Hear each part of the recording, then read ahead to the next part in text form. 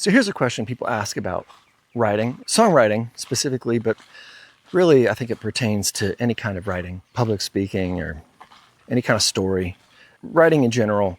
I'll focus in on songwriting. They might ask the question in one of two ways, but it's actually the same question. The question might be, how do I make my songs work for everybody? Or why are my songs so bland? It's actually the same question. The reason that a song is bland is usually because it's trying to be for everybody. Because often when we're trying to write for everybody, we're not using any detail. There's an assumption, I think, when we are new to writing, that the more detail we put in something, the more specific it gets, then the more it's not going to work for everybody, right? So if I put a name in there, or I put a street, or I put a location, or I put a time of day, that it's going to make it too specific and it won't apply to everybody. But actually, the opposite is true. The more specific we make a story, the more realistic we make it, the more people will relate to it. You know why? Because we relate to real people. Because we are real people.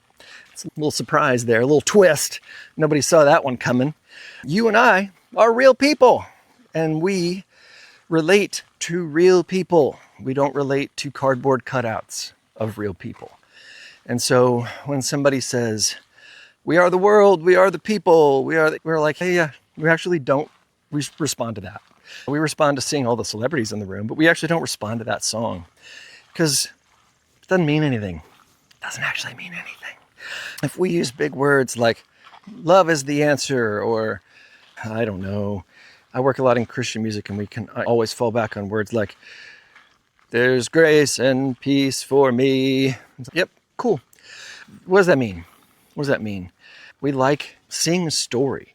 So we like movies and books. We like stories. We like these stories of people who might have nothing to do with our lives. My favorite book is Les Mis. I'm actually not really into musicals. Don't tell my kids. They love musicals. But I've seen Les Mis on stage a couple times, which I don't actually love Les Mis, the musical, but just because I love the book so much, and I didn't really love it put to cheesy songs. But that book, is just so freaking amazing. And what's amazing is I've never been to France. I've never lived in the 1800s. I've never lived through a political revolution yet. Who knows what's about to happen? But these characters are so real. They're so realistic that I just connect with all of them. Victor Hugo is such a great writer. He writes these crazy, amazing characters that I find myself just in all of them. And when this guy's jealous, I'm like, I know what it feels like to be jealous. And when this guy's just consumed with rage, oh, I get that. Or this guy's lovelorn and just can't be with the one he loves. Oh, I felt that too. Or all these different emotions, oh, I felt that.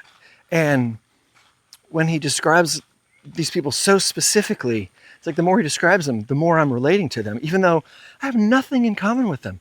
I live in 2025 in Tennessee. I don't speak French. I don't get any of this stuff, but I so relate. Or even I watch Top Gun.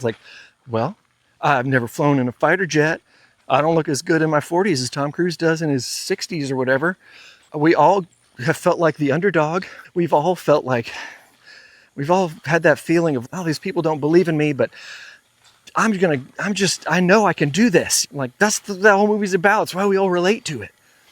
So when you're writing your songs, you're writing a graduation speech, you're writing a sermon, you're writing whatever it is, if you're speaking in generalities and it's all these big fancy words, it's all grace and peace and justice and love and a bunch of fancy words that sound important because you want to sound important, or you want to sound like you know what you're talking about, or you want to sound like they're for everybody.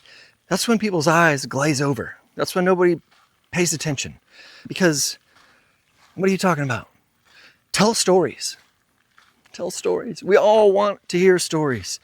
Tell me that this person was here and they felt like this and they wanted this and they couldn't get it. And here's what they did to try to get it. And here were the challenges. And here's what they had to overcome. And then, did they get it or not? And man, everybody's on the edge of their seat. You could do that in a song. You got 4 or 8 lines in a verse. You got a chorus. You got 4 or 8 lines in the second verse. You got a chorus. And you got the bridge. What happens in the bridge? Oh, something changed. And then you got the chorus. Did they get it? Man, we're all on the edge of our seat.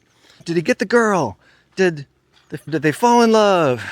Did the guy get his truck or whatever? Whatever the song's about, tell us the story. Honestly, that's why people love country music, because it's full of nouns, it's full of stories.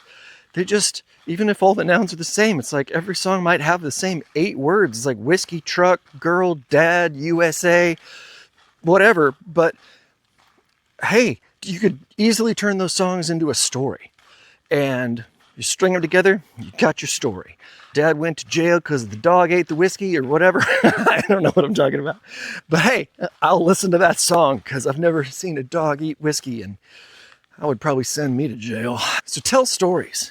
We want to hear stories. Good stories are hard to come by. We're always looking for more stories. So if you want to know what to write about, write a story. If you feel like your songs aren't connecting, look at your songs and say, are these songs stories? Or are they just vague washes of emotion?